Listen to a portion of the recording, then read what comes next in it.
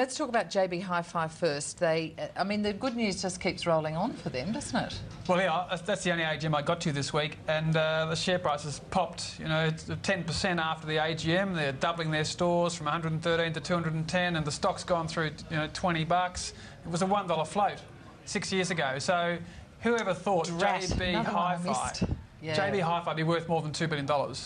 And that tells you the Myer float is going to be a boomer. Myer will get away at $3 billion. They're all making a fortune on that environment I mentioned earlier, the low interest rates, the high dollar. And HiFi is also executing a specific category killer strategy brilliantly. The shareholders were happy. It's not often you sit there and say... What's a category killer strategy? Well, electronics, that's their category, and they're killing Woolworths. Yeah, I mean, Woolies very rarely lose, but Woolies are having their clocks cleaned by HiFi.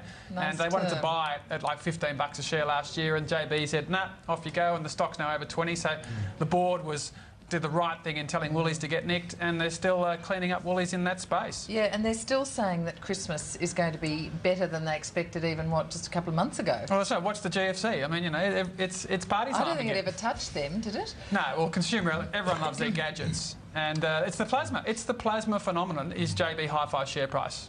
But that was supposed to be, the plasma phenomenon was supposed to be Harvey Norman's story. Well, they're better than Harvey Norman. They're better than Harvey Norman in that category. Isn't it the gadgets that, you know, 15-year-olds like? Yeah, it's all that stuff. Yeah. It's the grungy, it's the iPods, you know, it's all that sort of stuff. Music. And they're absolutely killing them. So, you know, I said to the guys, they said to me, we've had more questions today than we've had in 6 years, because no one ever speaks at a HiFi in your meeting. And I said, all I can say is good stuff. I mean, if only there were more stories like you guys. So share price up 20-fold. You know, it's fantastic. Yeah, so you're saying there's no adverse questions because they've been doing such a great job? No, my only question was I want you and you to commit to serve your full 3 years and to stick around. Just because you've made 80 million, Mr. CEO, doesn't mean we want you to retire. We want you to keep doing what you're doing. Part of their story is because, you know, perhaps the interest rate hike last week has not made any difference to them and probably will not.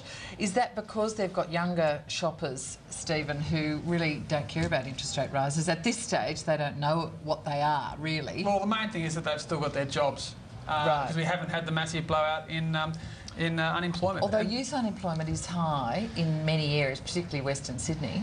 It is, but overall, you know, unemployment below 6% is still very strong. Record low interest rates. So, and every time they open a store, they employ 30 young people. They've now got 5,000 staff. So they're an example of an employer employing young people. And one of the reasons the economy is going strong is companies like JB.